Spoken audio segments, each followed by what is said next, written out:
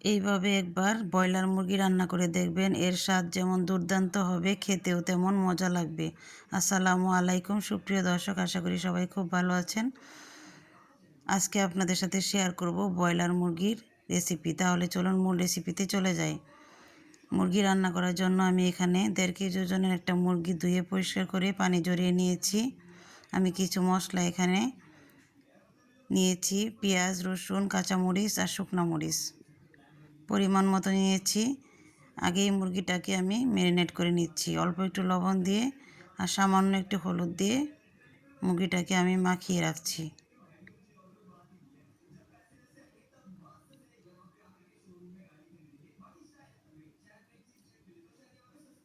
মুরগিটা মাখিয়ে এক সাইডে রেখে দিচ্ছি, আর এদিকে যে কাঁচামরিচ, পেঁয়াজ, রসুন আর শুকনো মরিচ নিয়েছি সেগুলো একটা ফ্রাই প্যানে অল্প একটু তেল দিয়ে ভেজে নিচ্ছি।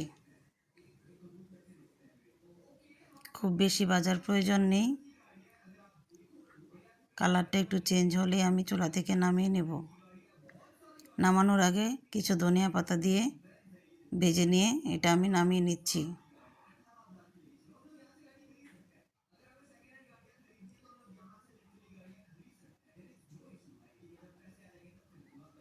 এটা আমি ব্লেন্ড করে নিব, তাই এক সাইডে রেখে দিচ্ছি। এদিকে আমি একই ফ্রাই প্যানে অল্প একটু তেল দিয়ে চিকেনগুলো ভেজে নেব।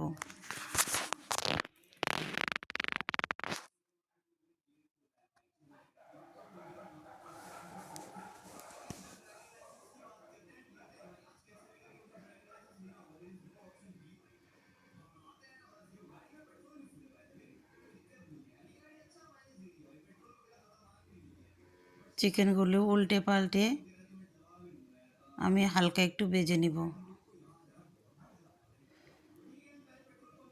আর এদিকে মশলাগুলো ব্লেন্ড করে নিয়েছি। চিকেনগুলো হয়ে গিয়েছে, চুলা থেকে নামিয়ে নিচ্ছি।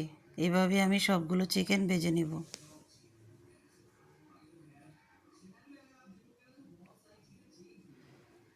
চিকেন ভাজার যে তেল ছিল সেটা আমি একটা ডেকচিতে ঢেলে দিয়েছি, আর কিছু তেল অ্যাড করেছি। এখন আমি আগে থেকে যে ব্লেন্ড করে রেখেছি মশলাটা সেটাই অ্যাড করে দিচ্ছি। মশলাটা ভালো করে কষিয়ে নিচ্ছি, আর 1 চা চামচ আদা বাটা দিয়ে দিয়েছি।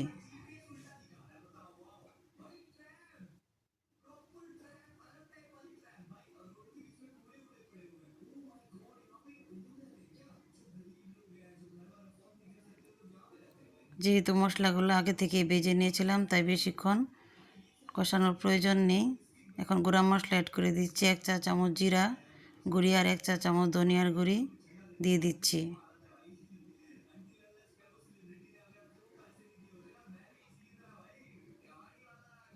ব্লেন্ডার জারটা ধুয়ে একটু পানি দিয়ে দিচ্ছি।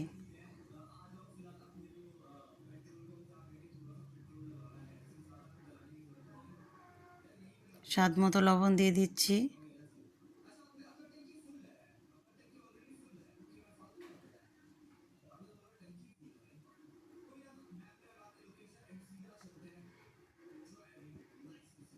চিকেনগুলো এখন দিয়ে দিচ্ছি।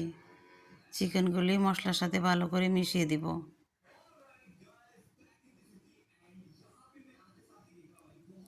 আমি অফ ক্যামেরায় এখানে গরম মশলার গুঁড়ি অ্যাড করে দিয়েছি 1 চা চামচ।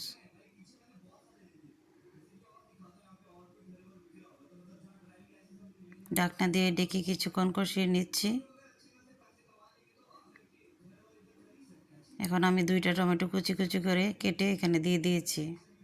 চাইলে আপনারা গরম মশলার পরিবর্তে গোটা গরম মশলাটাও এখানে অ্যাড করতে পারবেন।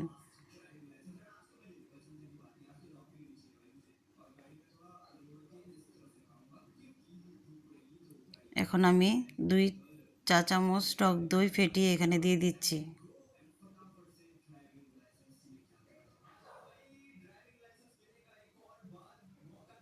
কিছুক্ষণ জাল দেওয়ার পর ঝোলটা যখন কমে এসেছে, গ্রেভিটা তেলের উপর উঠে এসেছে, তখন আমি চিকেনটা নামিয়ে নিয়েছি। তো আমার চিকেনটা রেডি হয়ে গিয়েছে। আপনারা এভাবেই বাসায় অবশ্যই ট্রাই করবেন। এভাবে চিকেন রান্না করলে খুবই মজা হয়। যদি রেসিপিটি ভালো লাগে তাহলে অবশ্যই আমার চ্যানেলটি সাবস্ক্রাইব করবেন আর বেল আইকন বাটনটি প্রেস করে রাখবেন। পরবর্তীতে নতুন কোনো রেসিপি নিয়ে আপনাদের সামনে হাজির হব। সেই পর্যন্ত সবাই ভালো থাকবেন, সুস্থ থাকবেন। আল্লাহ হাফেজ।